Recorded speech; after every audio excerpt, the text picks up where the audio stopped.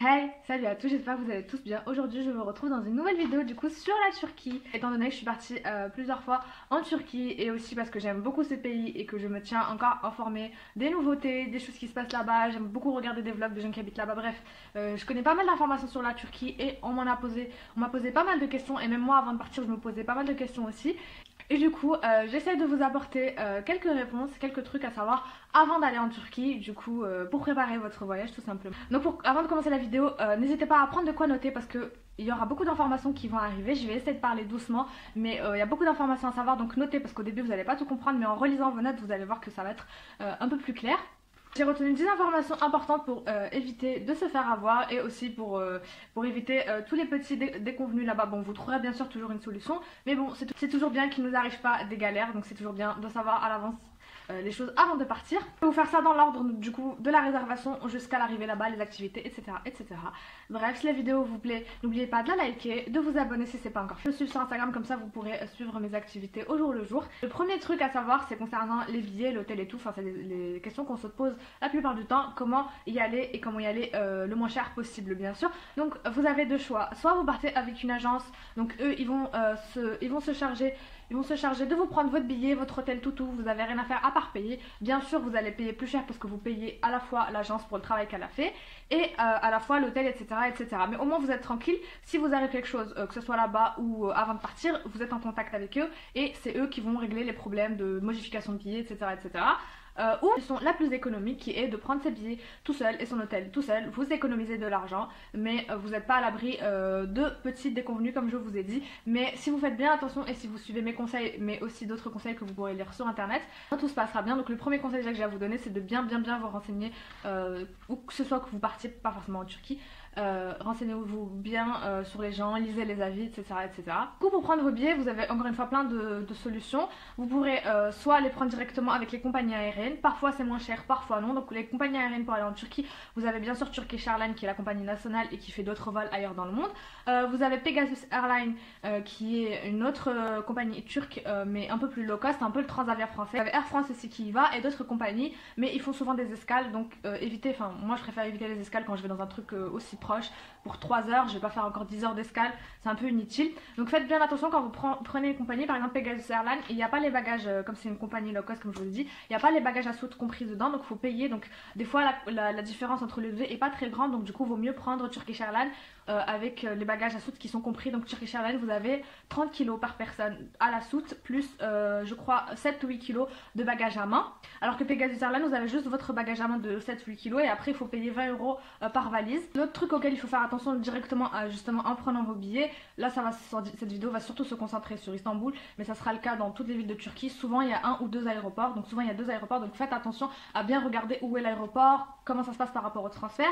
Donc concernant Istanbul même, parce que c'est la ville où il y a le plus de gens qui vont, donc je vais me concentrer surtout sur Istanbul, il y a deux aéroports. Alors j'ai voulu surtout faire cette vidéo parce que la plupart des autres vidéos ou ce que vous allez trouver sur internet parlent de l'ancien aéroport. Donc en fait depuis l'été 2019, l'ancien aéroport qui était l'aéroport d'Atatürk a fermé. Donc c'était un aéroport qui était en plein milieu de la ville et c'était vachement cool parce que vous pouviez rejoindre la ville en métro, vous n'avez pas besoin de payer le taxi, ou pas besoin de payer les transferts dans les bus et tout.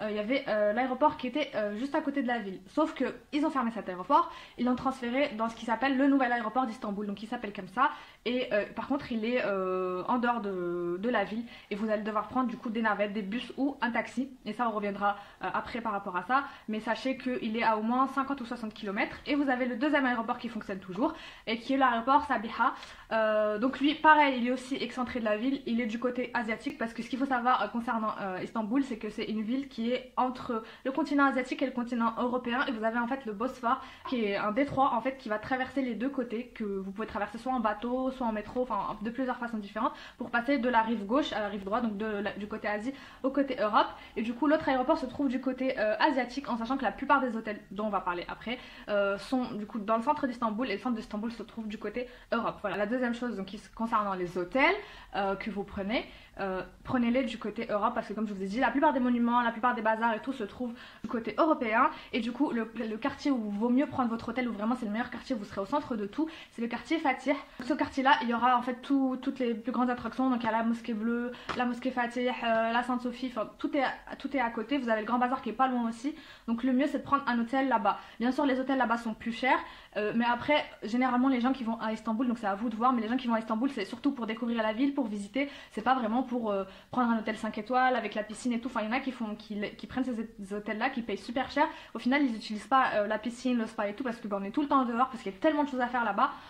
Du coup je vous conseille de prendre un petit 3 ou 4 étoiles convenable. Vous regardez les avis bien sûr sur Booking, sur Expedia, etc., les avis des autres consommateurs, et vous prenez l'hôtel le plus proche comme je vous ai dit dans le quartier Fatih.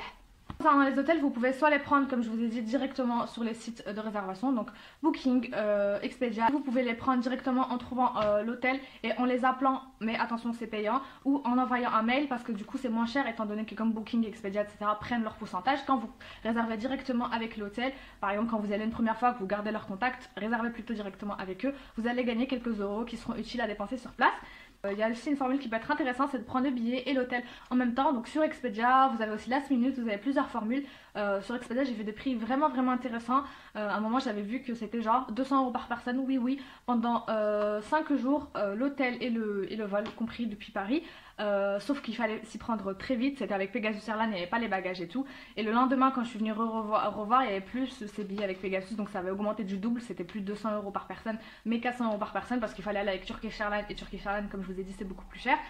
Mais ça reste quand même raisonnable, 400 € par personne pour 5 jours, c'est largement raisonnable, surtout que l'hôtel était bien aussi. C'est un 3 étoiles, du coup voilà, regardez les deux, regardez la formule avec Expedia, combien elle vous revient, donc de prendre l'hôtel et les billets, mais pensez bien à vérifier avec les compagnies aériennes directement ou sur Last Minute qui vous permet en fait de comparer tous les billets d'un coup, si de prendre le billet et l'hôtel tout seul c'est pas moins cher. Des fois ça peut arriver qu'en prenant séparément c'est moins cher. Donc quand j'avais préparé mes voyages passés, même si ça fait un petit moment, j'ai bien regardé tous les trucs, j'ai bien regardé, tout comparé, enfin j'ai passé très longtemps à regarder, du coup passez pas trop de temps parce qu'après le prix augmente, c'est ça le problème avec moi, c'est que j'ai passé trop de temps à vouloir que ce soit tout parfait et finalement les prix ont augmenté. Du coup voilà. Ensuite la troisième chose à savoir c'est que il y a des périodes en fait à Istanbul pour que ça soit moins cher et plus agréable. Les périodes à privilégier sont du coup le printemps, donc mars, avril, c'est à la fois moins cher parce que vous évitez vous évitez les vacances scolaires donc c'est moins cher, et en moins de monde, moins de touristes, et il fait plus bon. Sinon vous pouvez aussi y aller en septembre et en octobre, pareil il fait toujours assez chaud et il y a moins de monde parce que tout le monde est rentré à l'école. Par contre évitez l'été parce qu'il fait très chaud là-bas, ça va pas être agréable de vous promener, il fait très chaud et il y a énormément de monde. Après c'est vrai qu'il fait beau, mais je vous privilégie plutôt le printemps.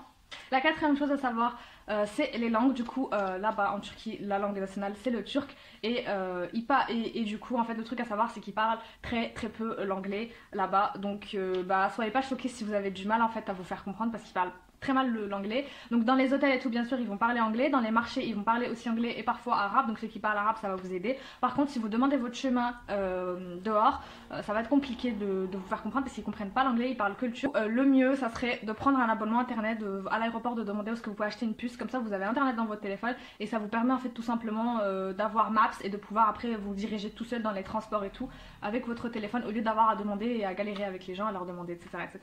Mais vous pouvez toujours leur demander, de toute façon on arrive à se faire comprendre avec les signes et faire des gestes et tout, mais voilà c'est plus facile de faire comme ça vous soyez pas en galère, mais généralement vous pouvez toujours demander votre chemin. Cinquième chose c'est concernant les visas et les passeports. Alors ça dépend de où est-ce que vous partez, mais si vous partez de France il n'y a pas besoin de visa pour aller en Turquie, juste besoin de votre passeport français.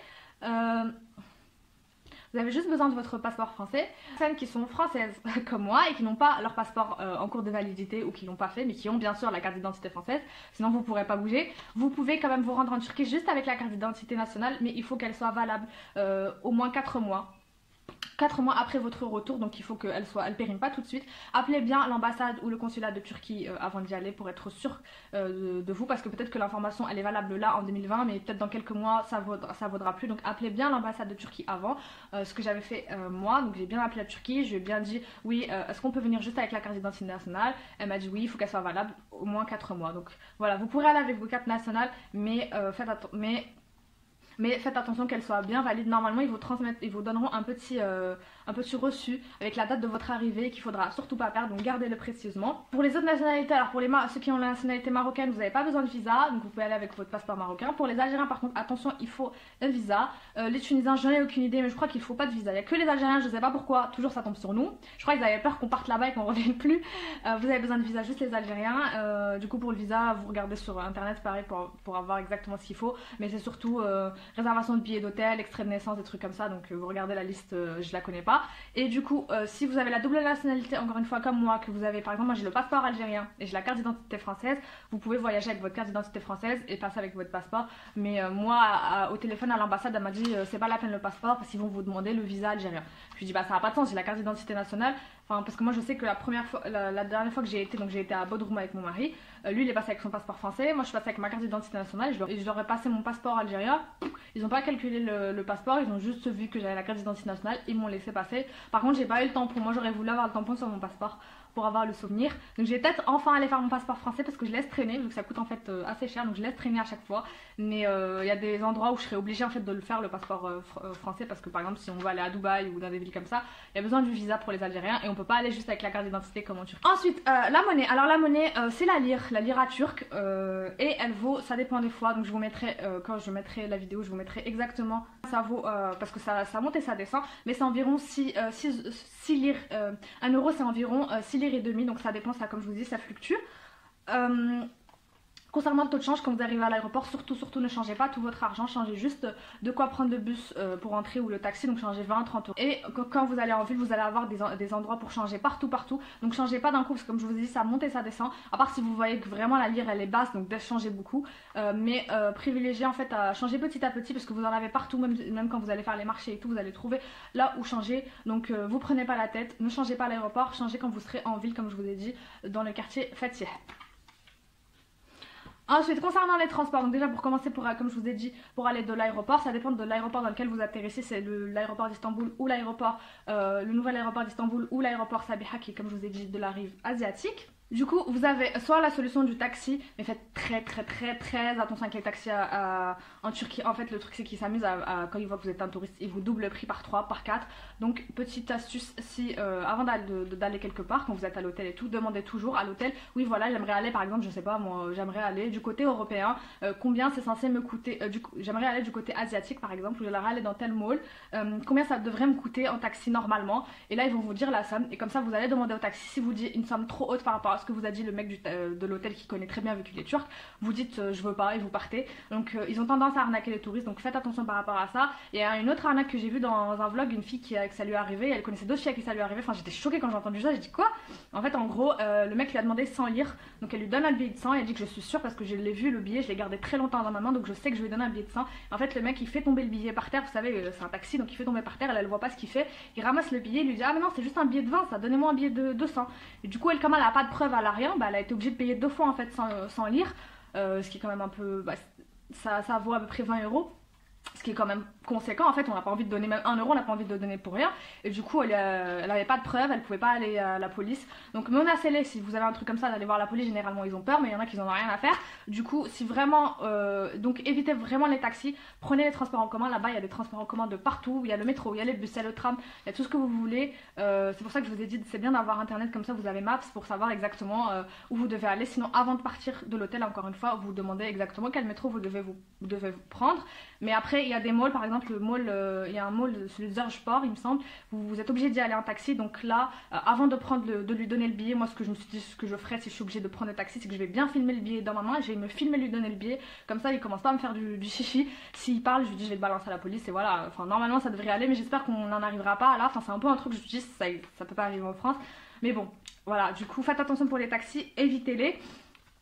Et du coup de l'aéroport vous avez soit les taxis donc à éviter, ou vous avez aussi les transferts en car de la marque Havana. Du coup à l'aéroport toutes les 30 minutes et ils vous déposent à l'avenue Taxi, ils vous déposent à la place Taksim qui est pas très loin de tout ce qui est hôtel et tout, mais bon là-bas vous pourrez vous retrouver et aller jusqu'à votre hôtel, mais en tout cas ils vous déposent dans une place principale et c'est pas très cher, je crois que c'est 10 lire le passager, un truc comme ça, donc ça coûte je sais pas 2-3 euros. C'est comme des transports en commun. Donc quand vous allez à l'aéroport, avant de prendre quoi que ce soit, achetez une carte de transport, je vous mettrai une photo derrière. C'est une carte de transport, en fait elle coûte 10 lire, donc Paris 2 euros. Vous la rechargez en fait à chaque fois et vous savez pas comme en France vous avez une carte par personne où vous passez à chaque fois un abonnement. Là non, c'est une carte où vous rechargez de l'argent, par exemple vous mettez 100 lire dedans et à chaque fois que vous prenez les transports vous badgez vous. S'il y a une personne avec vous elle badge et du coup ça va à chaque fois diminuer l'argent et puis quand vous en avez plus vous allez remettre de l'argent dedans. Donc mettez pas une grosse somme d'un coup parce que sinon ça va rester sur la carte, vous pourrez pas tout récupérer. Donc mettez petite somme par petite somme et du coup ce qui est cool c'est que vous en achetez qu'une et ça vous revient moins cher que d'acheter les billets, les tickets de transport individuellement. Cette carte de transport est utilisable à la fois comme je vous ai dit dans les cars, dans les bus, dans les métros, mais aussi dans le bateau qui rejoint du coup les deux rives entre la rive européenne et la rive asiatique. Et du coup la sixième ou la septième chose, je crois que j'ai arrêté de compter, c'est tout ce qui est centres commerciaux et choses à faire là-bas. Donc il y a énormément de choses à faire là-bas. Il y a les centres commerciaux, donc vous allez trouver des marques à la fois européennes, donc les marques Zara, etc. Mais aussi les marques turques. Tout ce qui est Zara ça vaut pas vraiment le coup parce que c'est quasiment les mêmes prix que en France. Mais privilégiez les marques turques. Donc vous avez un centre commercial qu'il faut absolument faire, donc à l'hôtel comment y aller avant, ou vous prenez un taxi. Un centre commercial qui s'appelle Venezia Outlet Mall, donc c'est un mall donc avec plein de magasins, je crois 200, où les prix sont super bas, genre affolant, j'ai vu des vlogs mais super bas, donc allez là-bas. Vous avez un autre aussi mall qui est un mall spécialement pour les femmes voilées, donc ça s'appelle le mall Zorge Port, je vous mettrai le nom parce que j'arrive pas à bien prononcer.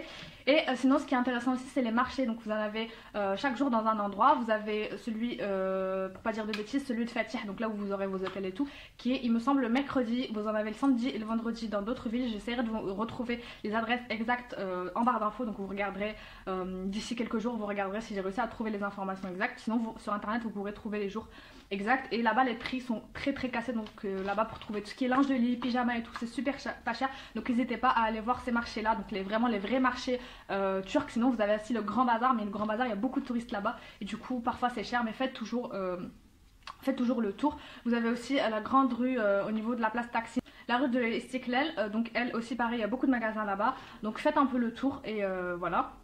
Ensuite vous avez tout ce qui est monuments, les mosquées, vous en avez de toutes sortes. Donc comme je vous ai dit, le mieux c'est d'être à Fatih parce que vous avez toutes les mosquées là-bas. Vous avez la mosquée bleue, vous avez le palais de Topkapi. Donc le palais de Topkapi, si vous voulez y aller, c'est payant.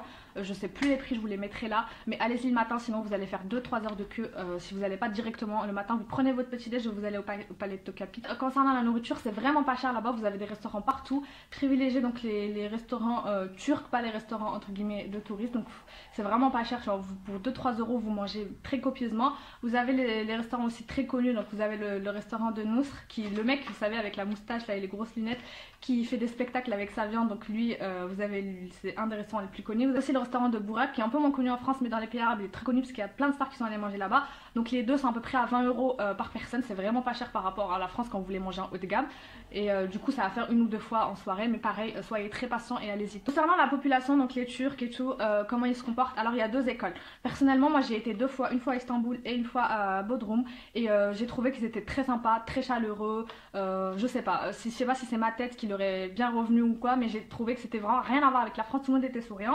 Et il y a beaucoup de gens, surtout les Européens, qui disent que voilà ils adorent la Turquie, les Turcs ils sont très sympas avec eux. Par contre il y a une deuxième école, les arabophones, genre ceux qui parlent vraiment arabe. Donc moi quand je vais là-bas je parle français, donc forcément peut-être qu'ils me considèrent comme une française, mais en tout cas les arabes du Maghreb qui y vont, ils disent que les Turcs sont racistes. Donc à prendre avec des pincettes. J'ai pas remarqué ça du tout, mais ils disent que voilà, souvent par exemple quand ils veulent parler anglais, ils font exprès de pas comprendre ce qu'ils leur disent et du coup en gros ils les calculent pas, alors que c'est des vendeurs, enfin c'est un peu spécial, ils leur répondent pas ou ils leur parlent mal.